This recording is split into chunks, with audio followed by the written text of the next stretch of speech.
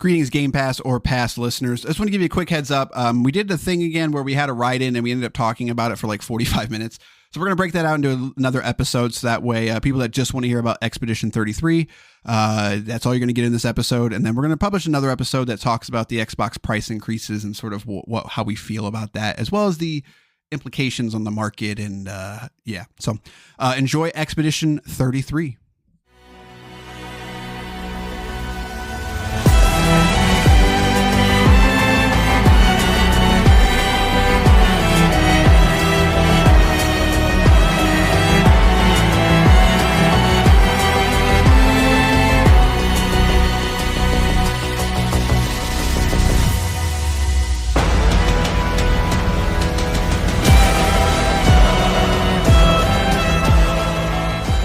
It's now time for a very long expedition version of Game Pass or Pass, the podcast where we play games on Microsoft's Game Pass service, tell you which games to pass into a friend and which games to just, parry, dodge, and just run on by. I'm Corey. I'm joined by the man who still doesn't know his class, Basher. Are you calling me a low-class individual? No, I'm saying you don't know what class you are in an RPG. Are you suggesting you're higher class than me, sir? That's racism. I mean, sometimes. Okay, well, at least you admit it. I don't know. I don't know where I'm going with that. I mean, I have a 4090. You don't, so yeah, I mean, get good, guys. That's all it takes. These. I mean, that's like the price of a car now. Like, I have a car in my computer. Yeah, how much are they going for right now? 4090s, I think, are still like $1,500, $1,600. That's but ridiculous, 5090s, on the other hand, I believe there's a version out there for like 28 that you can find regularly. So, $2,800. Yeah, it's a $2,000 MSRP for the Founders Edition, but you can't get the Founders Edition A. And B, for the third-party cards, they're going to have their markup and stuff. So the 5080, which is $1,000, I believe you can get for, I think there's like a $1,300 or $1,400 version that's somewhat regular. But that's the world that we live in now. So that's insane. But that has nothing to do with Clair Obscur Expedition 33, which is what we are here to talk about. But first, did you know that you can let us know what you think about 5090s, 4090s? Let us know what graphics card you have. 574-651-9256. And I'm second guessing myself now. Is that the number? Sure. 651-9256. That sounds right. That's not. I mean, I should know this. I should definitely know this. 574-651-9256. Sure do. And at the end of this episode, we're going to be doing a little bit of a write-in. So. But Clair Obscur Expedition 33, we've played it. Chances are you've probably heard about it. It's now time to talk about our opinions of it. But first, here are the details. Year by year, she erases us. Once a year, the paintress wakes and paints upon her monolith, paints her cursed number, and everyone of that age turns to smoke and fades away. Year by year, the number ticks down and more of us are erased. Tomorrow she'll wake and paint 33. And tomorrow we depart on our final mission, destroy the paintress so she can never paint death again. We are Expedition 33.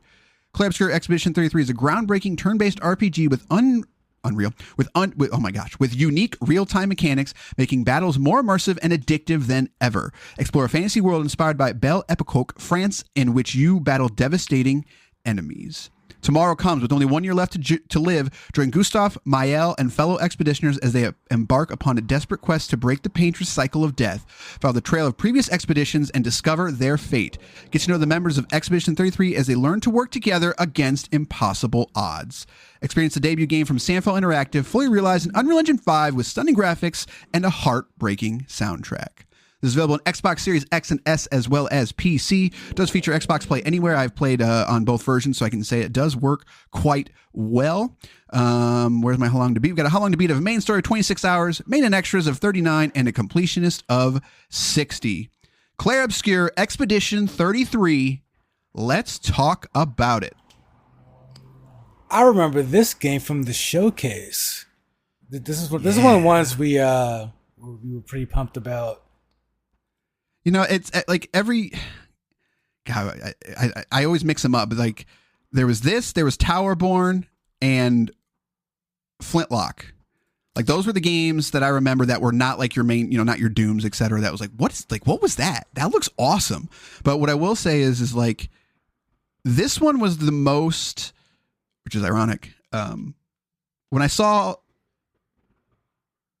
Flintlock, it was like I can see that like that's gonna come through. Like it doesn't look unbelievable. Tower World, like that just looks unique. But when you saw Expedition 33, it's just like, whoa.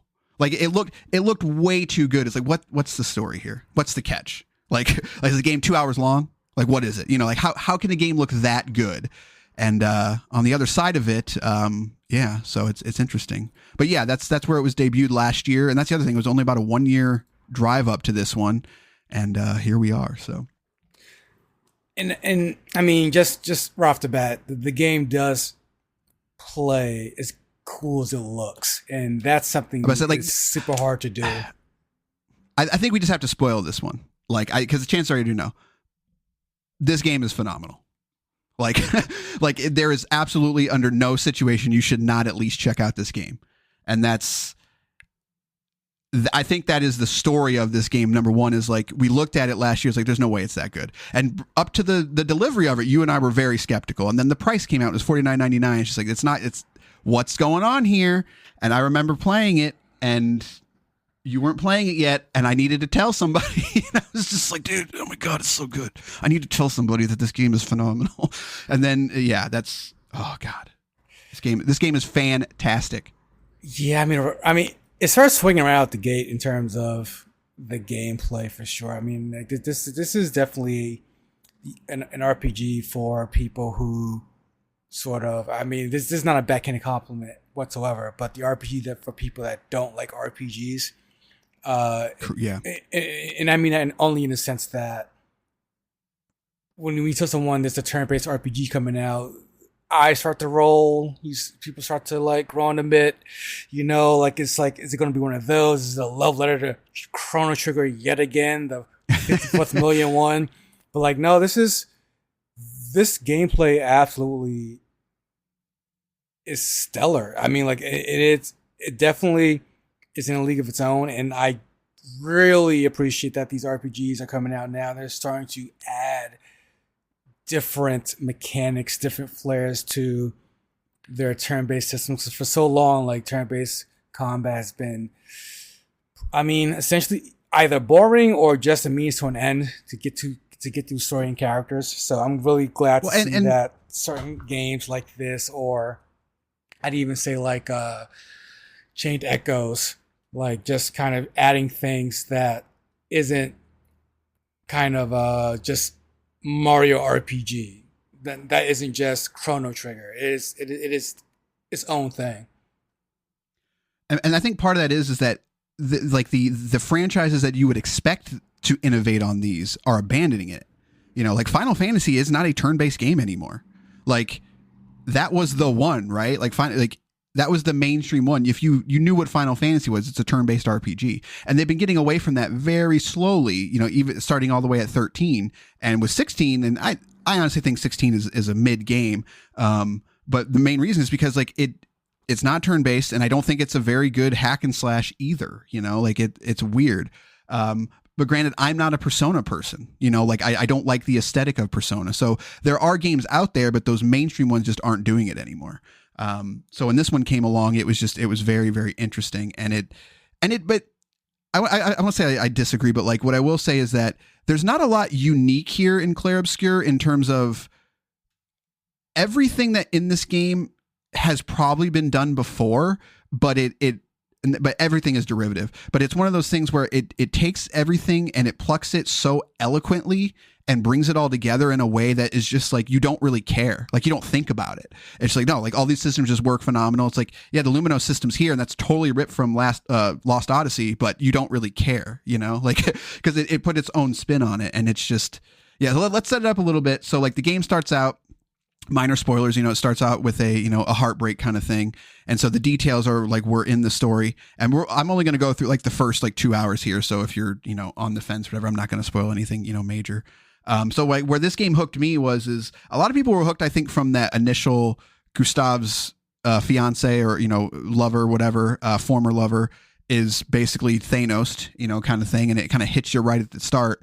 And you're kind of into this expedition and you want to know what's going on. And Mael and Gustav, right away, you can sort of get that father figure or sort of, Ellie and Joel situation of looking out for her kind of thing. And then they get to this island and people just start getting destroyed, like murdered by someone who is clearly older than 33. And it's like, wait a minute, what? Like, the game hooked me right there. It's just like, wait, like you're already going against your core principle of this story, and it should not have worked as well as it did. But for whatever reason, I did not expect an old dude with a cane to come out and basically Sephiroth everybody. Like, I did not anticipate that at all. And it grabbed me from that point, and I was hooked. That's the funny thing too. And that's why I want to start off with the gameplay. And I'm probably going to focus more on the gameplay here because that's really what sells everything else. The gameplay and also the beautiful aesthetic. I mean, I think every gamer at this point is a sucker for that French style of kind of dirty, beautiful. I forgot. It's a certain time period that this aesthetic comes from. I forgot. There's a name for it. I forgot what it was. But Liza P had it as well. And people love that art style the same way. To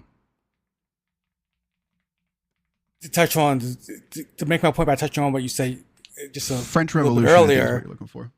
Not even, no. It was like the beautiful period or something, or the beautiful era. Is what the French call it.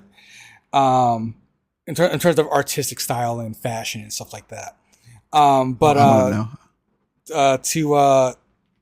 use something you said earlier to touch on to make my point, it's unique in a sense, but also super derivative in a way that is really cool. That I love seeing people play this game, pick up this game. I'm getting text messages saying like how great it is, how cool it is, and have you played this yet? Have you got to this part yet?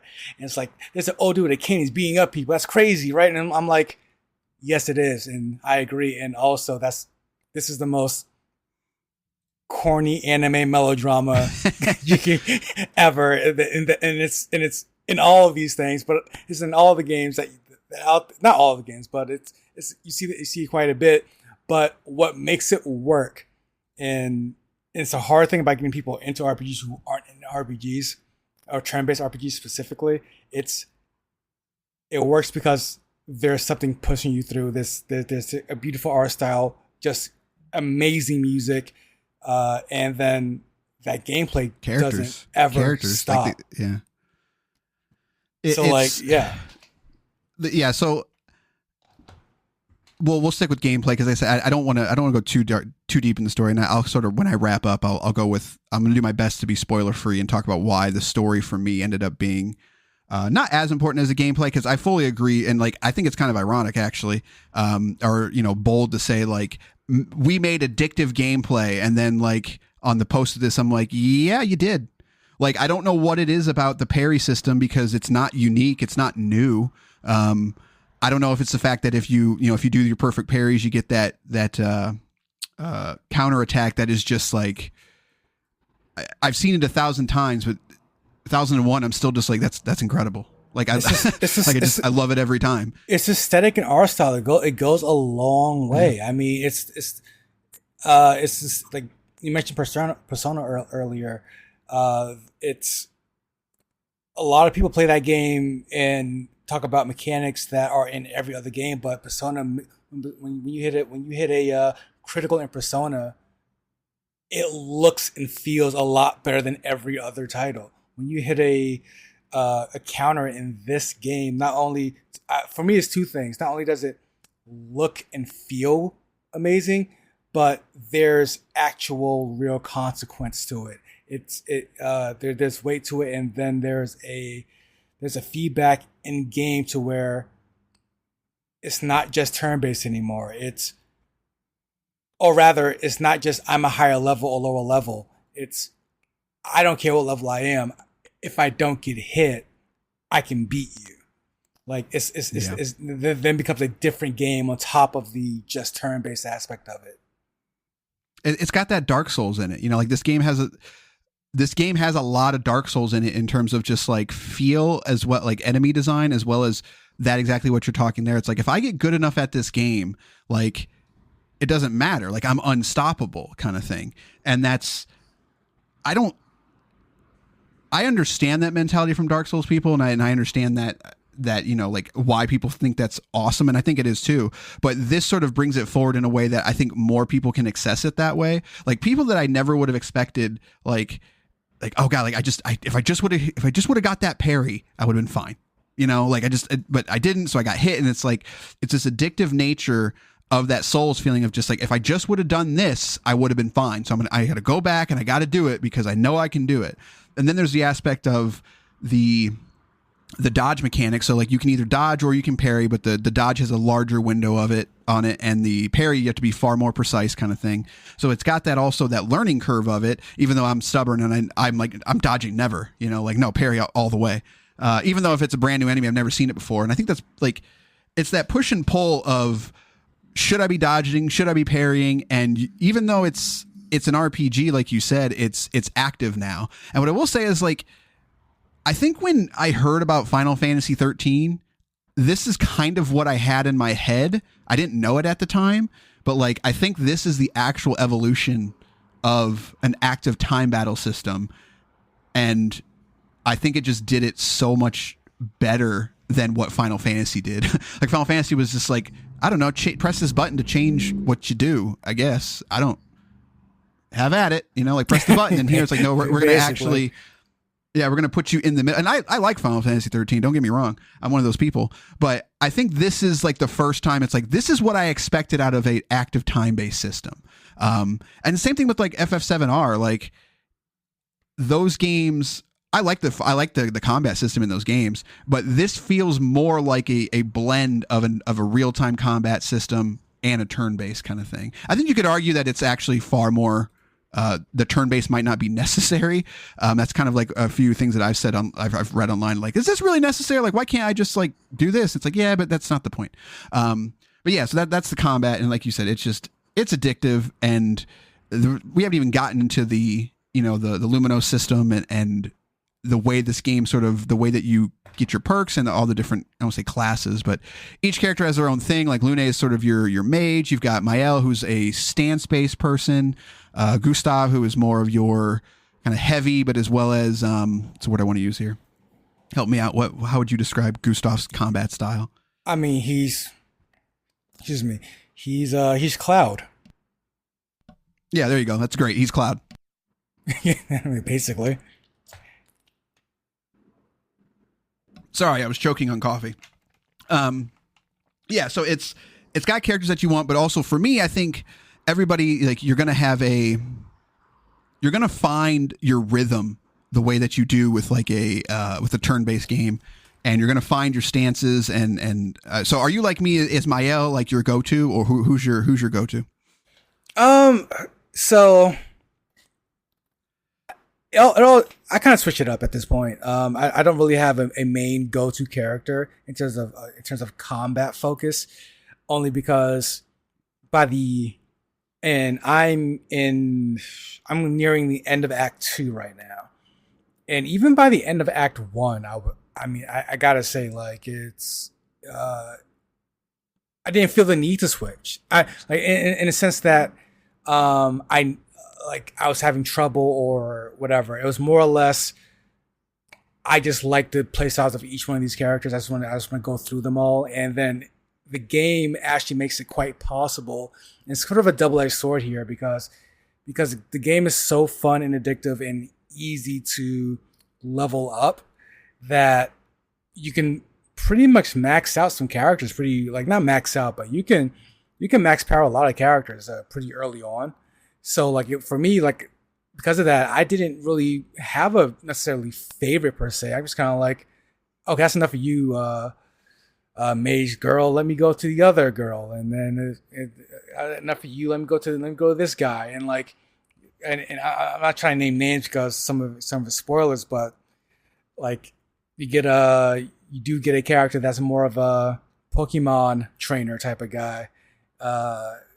So I'm like, let me try you out. And like, he ends up being pretty kind of fun, but you have to get his powers or his abilities, you have to defeat enemies with him in your party. So I thought that was kind of neat too. So like right now, he's kind of not even my go-to, but just kind of like the guy I'm having fun with right now because he has so many different abilities. Yeah, and I think that it's a blessing and a curse, like you said, a double-edged sword of the game is easy to manipulate. Like if you've played, your old school Final Fantasies, 7, 8, and 9, like you can kind of break those games. And I think this is designed to be that way. And it's not that hard to do. Yeah. And I think that's a plus because I know people clown on Final Fantasy 8 a lot and for good reasons, but like one of the best things about that game as a kid was like figuring out the junction system and figuring out that you can just destroy this game if you know how to do it. Like you become unstoppable. And like, yeah, like that defeats the purpose. And if you go online and read about it and you just do that, like, yeah, that's no fun. But discovering that organically is a completely different story. And that's where like the Luminos system and here comes into play of just like you said, by the end of Act 2, I was pretty much unstoppable. Like I had figured out a flow with the characters that I had of just like, I'm going to do this, I'm going to do this, I'm going to parry into this. And as long as I play okay, I'll be fine. And that's just fun. It's fun breaking an RPG.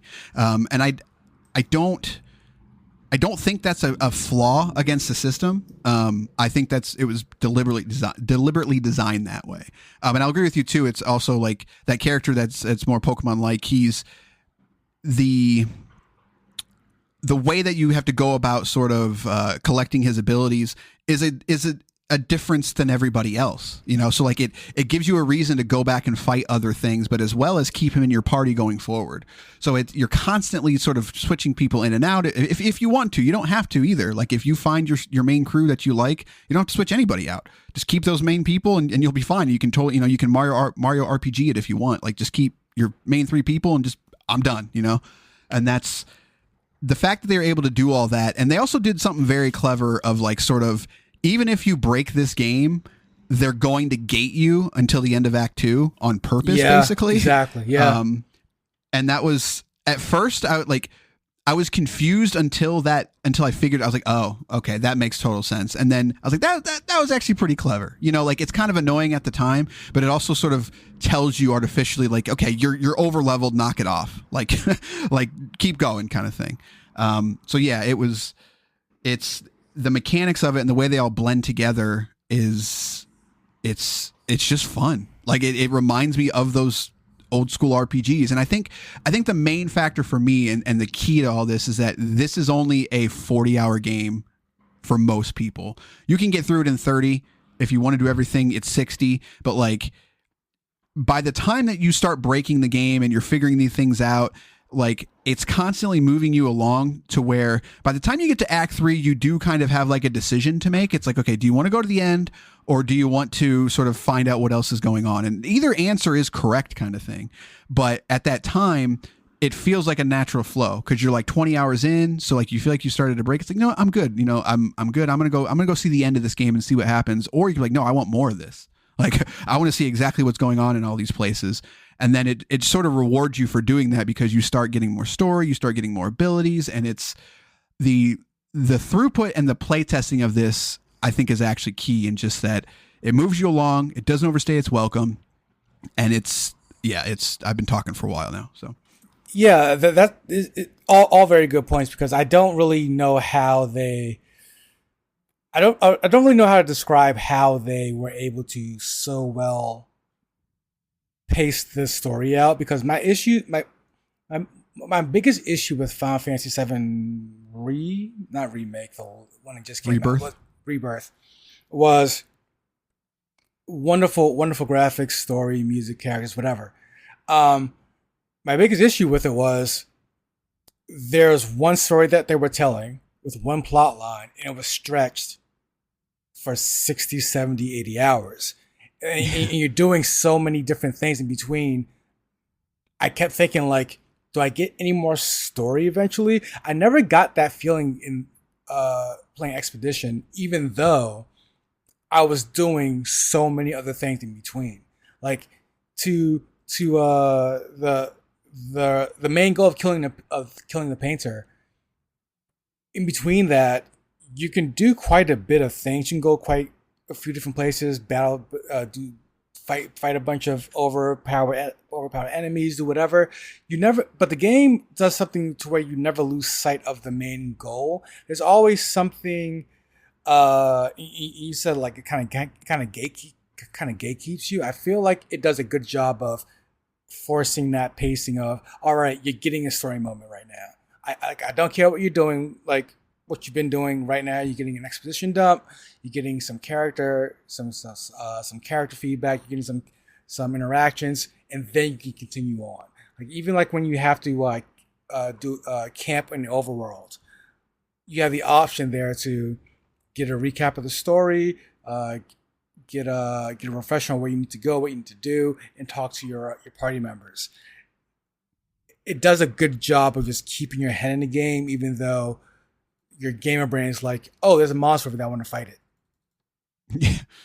And it's, I think part of that magic is the, I would say the story because like duh, but it's the overall sort of world building of this, of being Expedition 33, and sort of a lot of that context that you're getting, especially in Act 2, like once certain characters are introduced and you start learning more, like you're always sort of on the heels of a different expedition.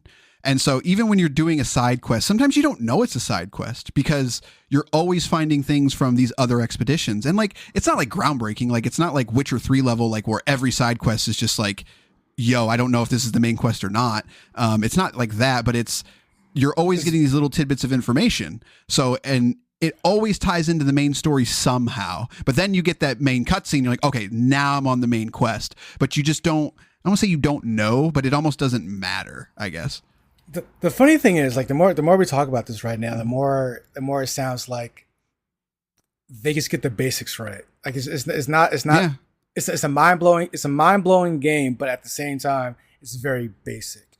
I think of games we spoke about before on this podcast. And I won't remember the name of this one specific one. It was fairly recent, but it was just trying to do too much. It was like it was that one game. It was like we got real Kingdoms of Amalur vibe where you can like the girl can like freeze things. Oh, Eternal Strands. Yeah, there you go. No, not even Eternal Strands. But that's another one. Was it Eternal Strands? That was our most recent. There was Atlas Fallen, but that wasn't Kingdoms of Amalur. That vibes. Eternal Strands was the one that we talked about. Kingdoms of Amalur, I'm pretty sure. No, yeah, you're right. But what's the one where the girl like you can freeze the enemies, or you can use your fire ability. You climb. Yeah, that's Eternal Strands. Is it okay? I got mess with the other one.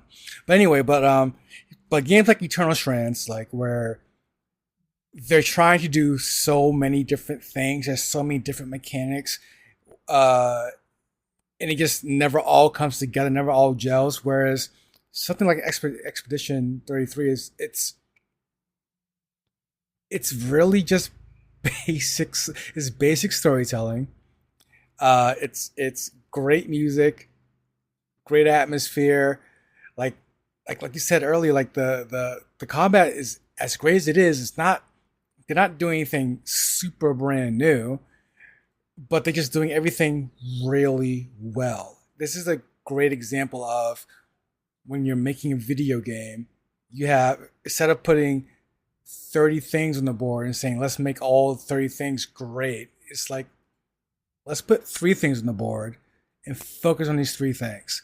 And that's the feeling I get from Expedition 33, because there's really no system, no mechanic that does not work well with each other. Yeah, and even when you look at like the overworld and stuff like that, and it's, I don't say they cheated, but it's like, I think part of it is that they had they're drawing from a lot of inspirations. You know, like they're drawing from Final Fantasy for even the overworld. It's like you've got this, like when you really sit down and think about it, it's like comical. Like you're these like 3 little people in this overworld map, and like if you really think about it, the perspective of that is insane.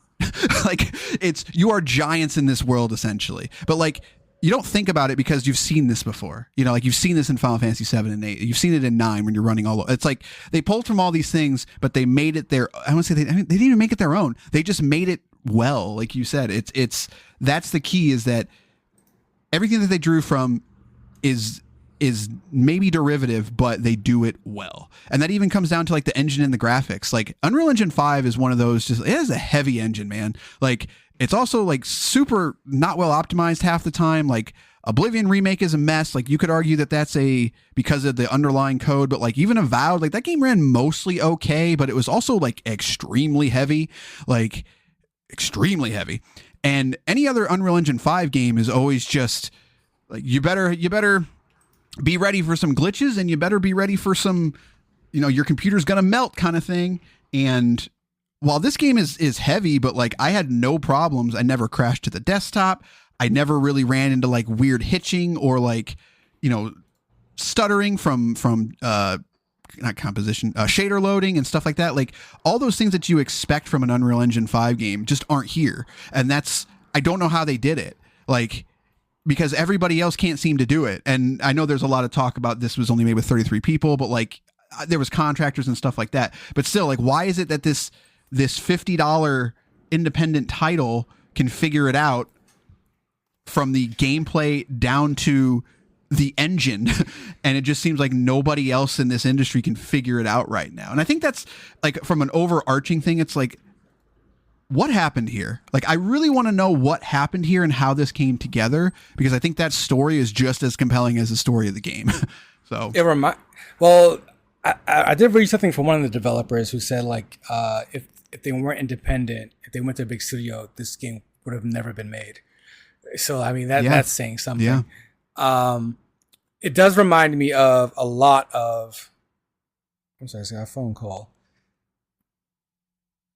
It does remind me a lot of the way you describe the performance and and just the really well detailed graphics and whatnot. It reminds me a lot of the Uncharted 1, like, because that was a big, like, impressive thing for the PlayStation at the time, and I will always remember like how they did it, because it gave the illusion of going left and right, but that's the most linear game you'll ever play.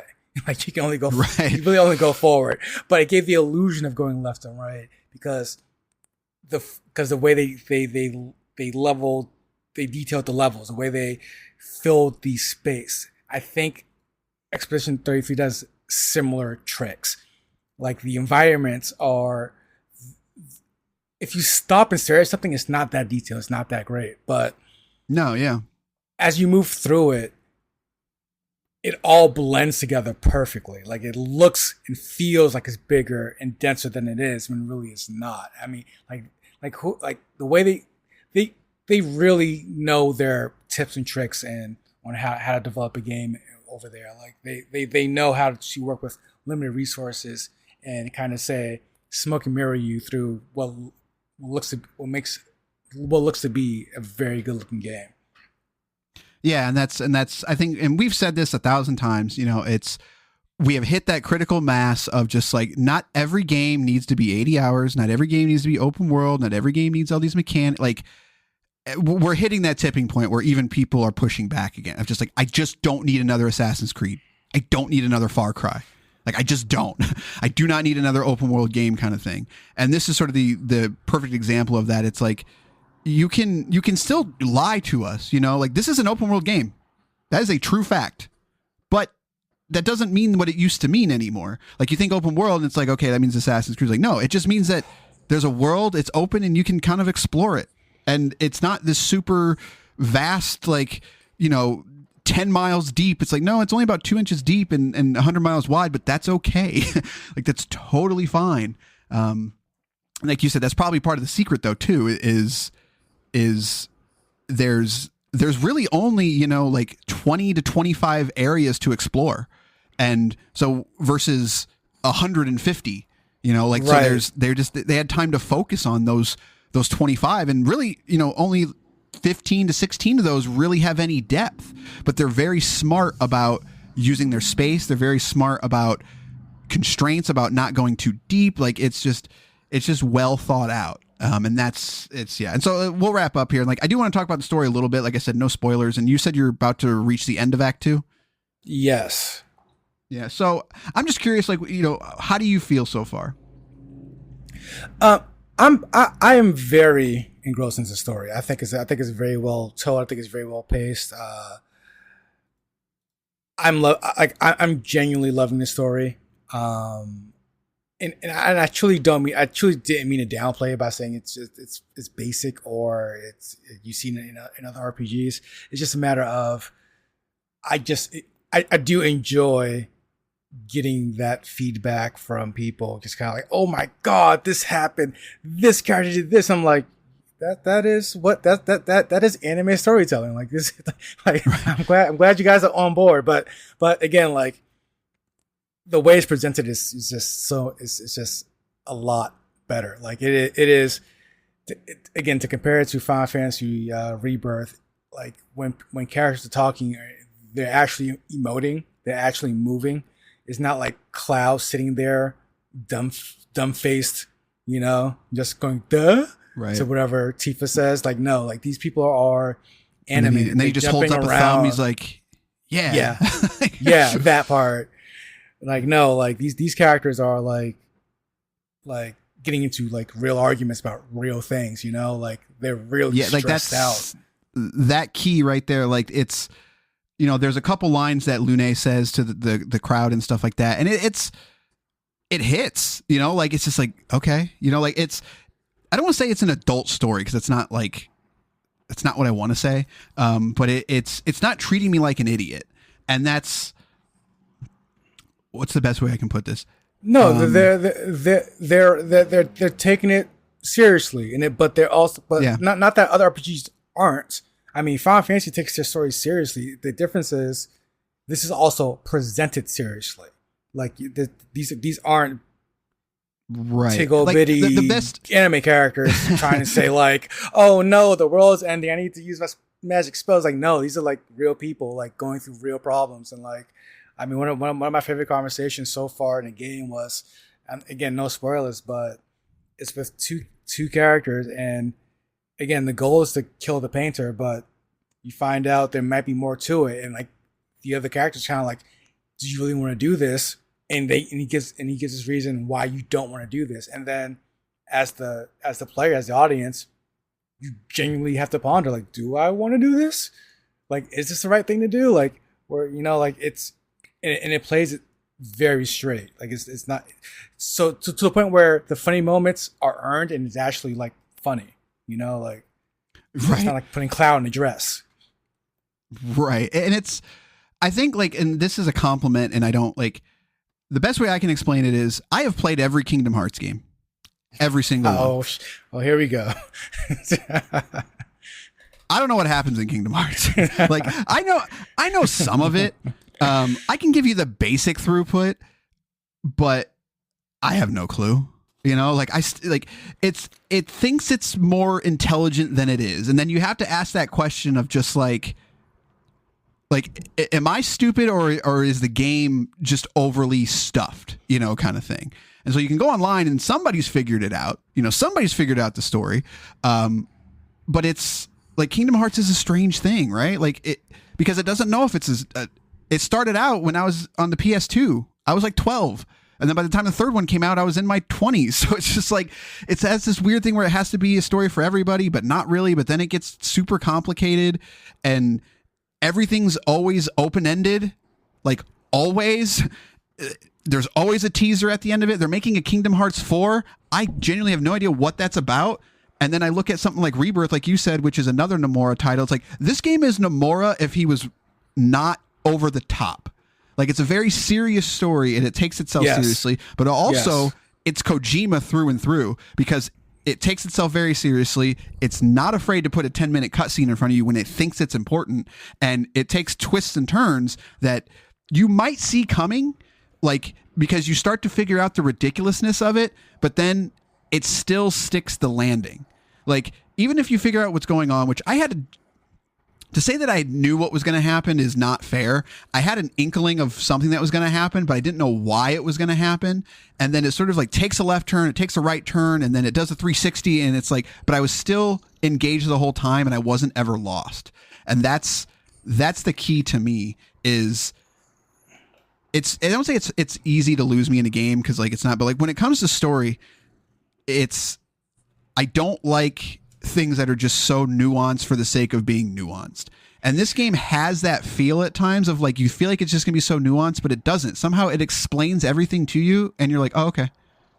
Like you might not like where it goes some of the places, but you're at least gonna understand it. It's definitely anime storytelling, but for like, but without the anime, I guess. Like it right.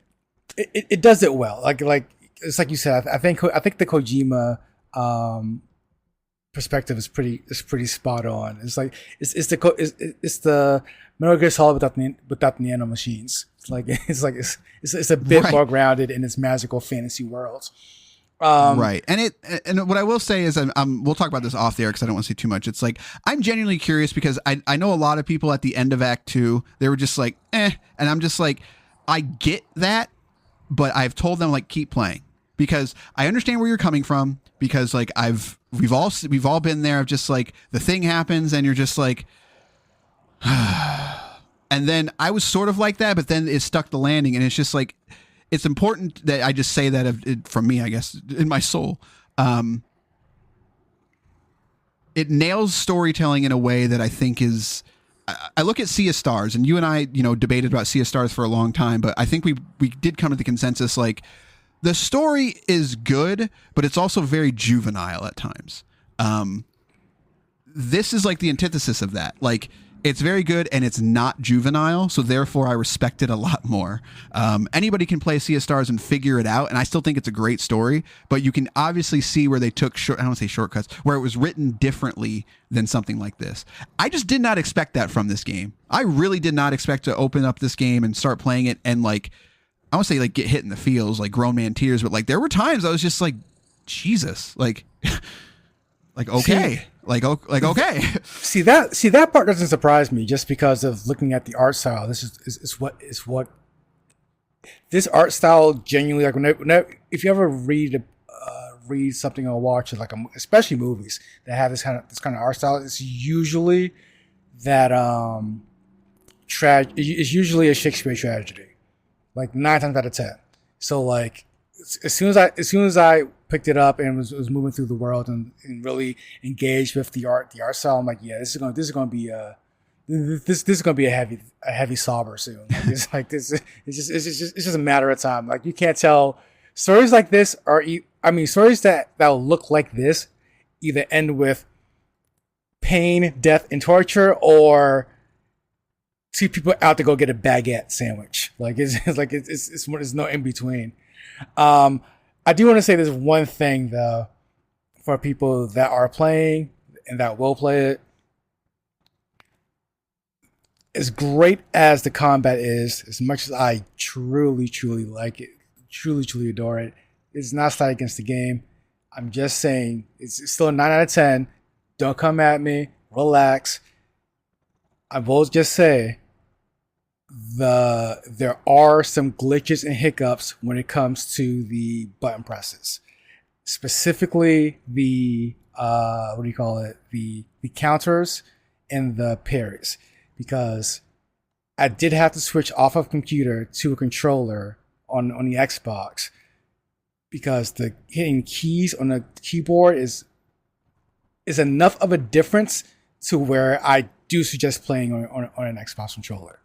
Or PS controller if you can, because I felt like I was hitting this at the right time, hitting counters at the right time just wasn't happening or wasn't registering, and I think it's a good situation.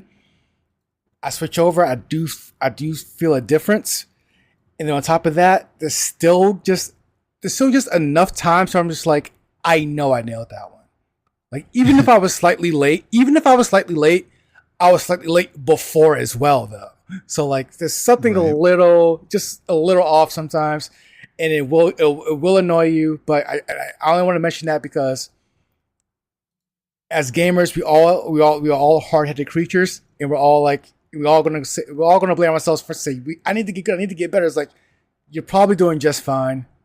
It may have been a game this 1 out of 50th like button press.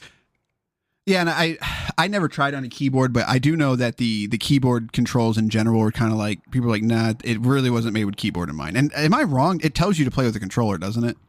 Like, and the probably intro does. screen, I think it probably does. does. I could be making that up. But I will say, yeah, no, there was definitely times where it's just like, I feel like I hit that. But then other times, like, I'm locked in and I never miss a parry. So it's just like, what happened here? So I don't know. Maybe it was hitching, maybe it wasn't. I couldn't see it, kind of thing. I also wonder, because the console does have a 30 frames mode, and I immediately was like, nope. That just seems like a bad idea. And so it's 60 frames, but being on computer, maybe I was able to, combat that, because just more frames, you have less latency, kind of thing. So, but I'd be curious, are you playing on normal or? I started off on normal, yeah. Yeah. So I do know, like, the harder mode has an even tighter parry window. Like, I'm not ridiculous. A masochist. Yeah. So it's like, I don't want to do that.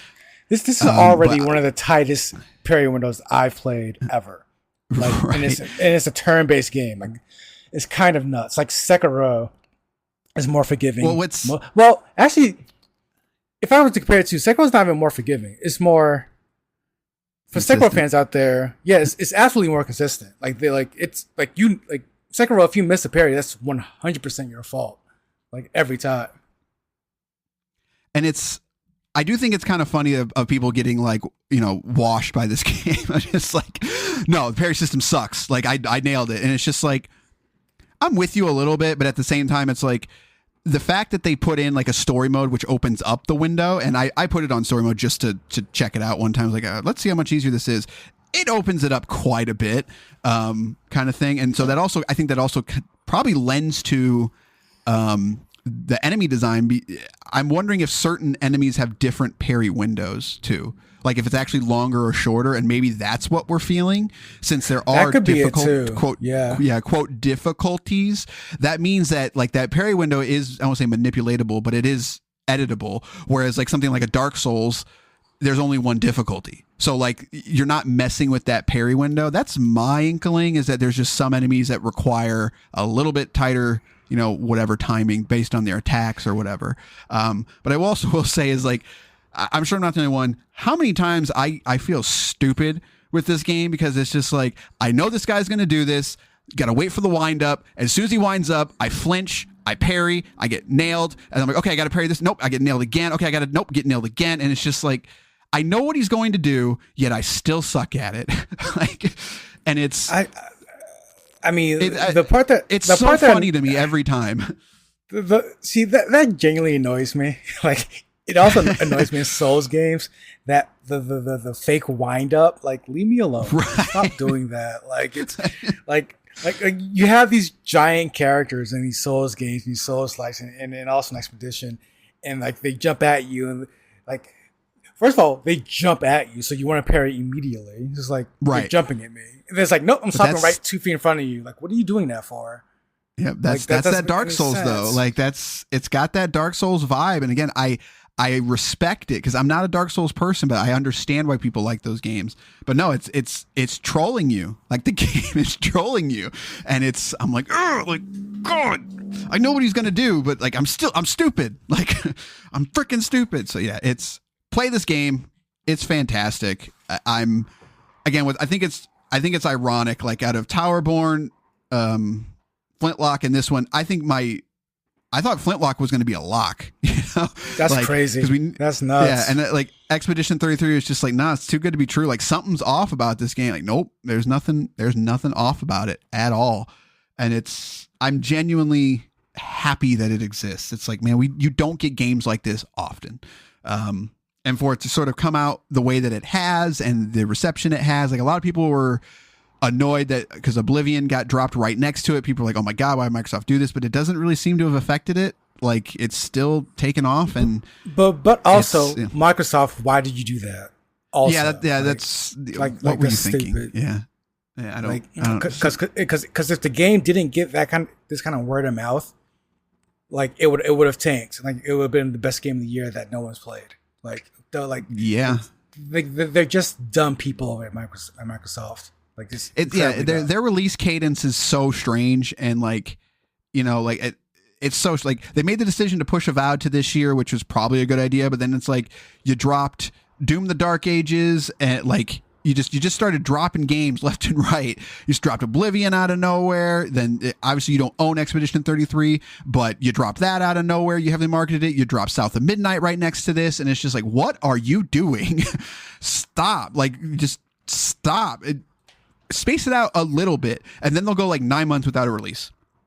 I'm just like, I don't. It's like the entire industry was scared GTA 6 was actually coming out this year. And they're like, let's put out everything before November because we don't want anything to go up against that. But like, guys, which I get that, but at the same time, like July and August exist. Like, GTA is not coming out in July. You know, like it's just not going to happen. So yeah. Expedition 33, play it. Phenomenal time. So let's move on to this email and then we'll get out of here. Sorry for that abrupt ending again. We cut right there just because we ended up talking for about 45 minutes about Xbox in general and pricing. And so if you want to tune into that, I'm going to be posting that here in a couple days. But thanks for listening. Hope you play Expedition 33. It's quite good. So definitely let us know what you think about it. 574-651-9256. And we will see you next time.